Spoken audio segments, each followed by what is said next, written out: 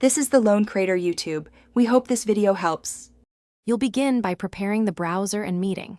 First, update and restart Chrome so extensions and flags apply. This prevents odd audio conflicts. Next, join the Meet and click Present, then choose the Chrome tab that contains the audio and make sure to check Share Audio. That's the key step that routes tab sound into the meeting. Once done, play a short test tone in that tab so you can verify audible output before continuing. Now you'll align system outputs and Meet inputs. Open your OS sound settings and ensure the output is the device producing the shared audio. When needed, use a virtual audio device to route sound internally. Then, in Google Meet Settings Audio, pick the microphone or virtual input that actually carries that tab audio, otherwise Meet won't pick it up.